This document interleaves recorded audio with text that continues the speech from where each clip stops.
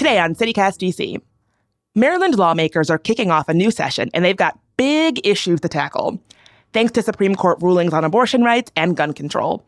But there's also one topic that residents have put on the agenda, and that is weed regulation. Voters approved legalization in the November election, and Hannah Gaskill of the Baltimore Sun is here to explain how legislators plan to regulate it, and fast.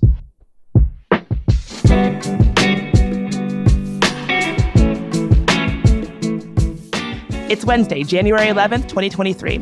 I'm Bridget Todd, and this is CityCast DC.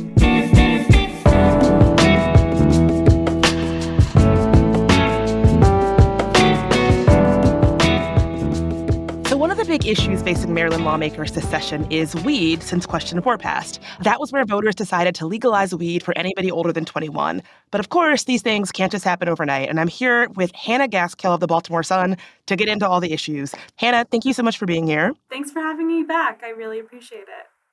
So when will pot become legal in Maryland? It's kind of complicated. So there's a transition process that will start January 1st, but technically Question 4 goes into full effect on July 1st. So I would imagine that that's because state legislators have to first figure out how to regulate it. Do you have any sense of how they're approaching it? I talked to the Senate President, Bill Ferguson. This is his fourth term as the Senate President, but he's been in the Senate for a while at this point. This session, they need to work on the logistics of the expungement process for people who have been imprisoned for cannabis possession, which is now legal. So they're looking at ways to undo their record. And then the licensing of growers and dispensaries is still on the table, and which agency is going to regulate it? Presumably the comptroller, which regulates alcohol and tobacco, but that's to be seen. Also, you mentioned expungement. What does that look like for folks who have criminal history with marijuana use? Well, that's part of what they have to figure out this session, and that's part of the discontent that occurred when this regulatory bill was passed. I believe it was Jazz Lewis in the House who said that the bill should be passed not perfectly because perfect is the enemy of the good. But there were several lawmakers, particularly members of the Legislative Black Caucus, that were discontented with the bill. Most of them signed on with it regardless. A couple of them, notably Senator Jill Carter out of Baltimore City and Delegate Gabriel Acevedo out of Montgomery County, voted in opposition in spite of being in favor of legalization because they didn't see that the bill went far enough. What specifically did they not like about that bill? If they thought it didn't go far enough, how far would they like it to go? I think that they were frustrated with the lack of impact that it would have on the Black community and communities of color, which have been disproportionately affected by the war on drugs. This is paraphrasing Senator Carter, but I believe she said something on the floor if someone sticks a knife in your back 6 inches and pulls it out 3 inches, they're not doing you a favor,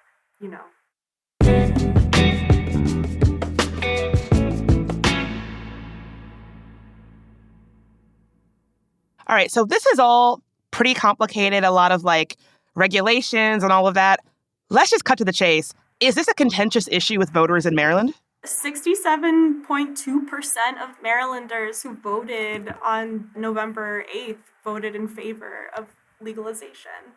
At the same time, there are people that see legalization as we have voted in favor of it as not full legalization because there's still criminal penalties, So I think that we can keep our eyes open and take a look ahead this session about the regulatory aspect, but in future sessions about maybe the loosening or maybe the tightening, depending on how this year goes, of restrictions.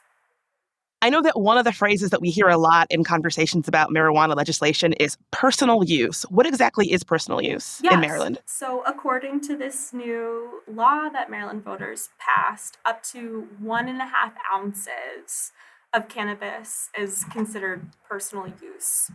Can you smoke weed in public after legalization? No. No, you cannot. I know that's disappointing to a lot of people, but it's like you can't technically drink in public. So if you get caught smoking weed in public, you could be facing a $250 fine. As the bill was originally presented, it would have just been $50. The Senate adjusted that to be a larger fine, and any subsequent finding of guilt would be another $500, up from the House's original $150 charge. You mentioned it's illegal to drink in public technically, but people put it in a paper bag or put it in a different container. Maybe someone should be figuring out the equivalent for marijuana for putting it in a paper bag. I mean, I think that's another regulatory aspect. In Maryland, I'm 99% certain that when you're stopped by a police officer while you're driving, they have good cause to search your car for the scent of cannabis. So that might be something that the legislature looks into this session. We're going to have a new attorney general in Anthony Brown also, and I can't imagine he wouldn't have some kind of say in that as well. Will you be able to legally grow weed at home?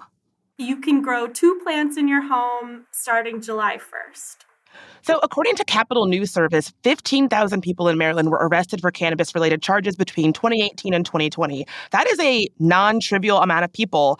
I know that you've already said that folks are talking about expungement, so erasing of those convictions, but I would just love to know more about what that might look like, considering this is a pretty big amount of people that we're talking about that expungement would actually impact.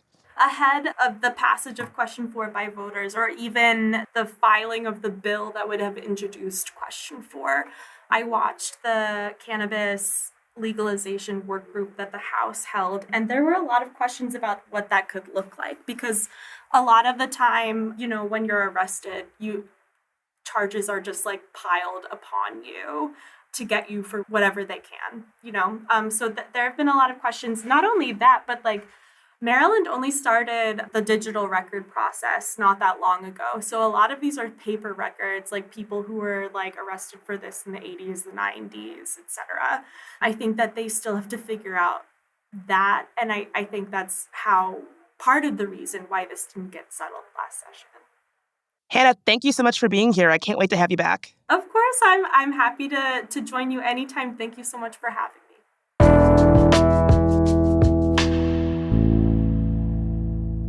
And before you head out, some quick news. D.C. Council members Christina Henderson and Zachary Park are calling for accountability after the shooting of a 13-year-old boy in Northeast over the weekend. A man shot and killed Karen Blake after accusing him of breaking into cars in the neighborhood. The council members say that no property is worth the cost of a life. Parker held a community meeting yesterday to address residents' concerns. Meanwhile, it's flu season. Canine flu season, that is. More dogs in the DMV are getting sick, and Montgomery County Animal Services is encouraging pet owners to skip the dog park and doggy daycare until cases fall again. So if your dog has the flu, separate them from other animals for at least a month.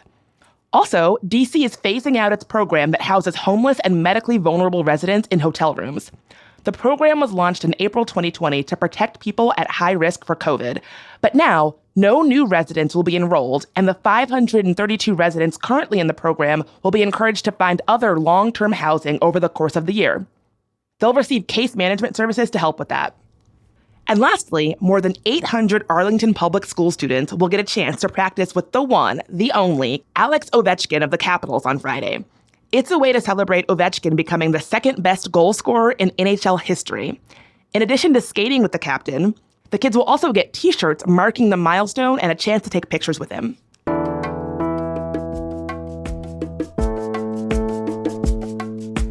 That's all for today here on CityCast DC. And if you've enjoyed the show, why not tell a friend who's looking to blaze it in Maryland on July 1st? Also, please leave us a review and subscribe to our morning newsletter. We'll be back tomorrow morning with even more news from around the city. Talk to you then.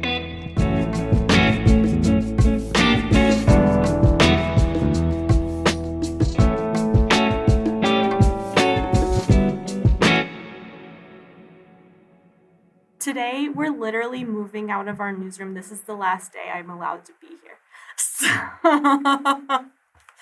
So it's a little hectic over here. Apologies. Wolf. Sorry, I'm tethered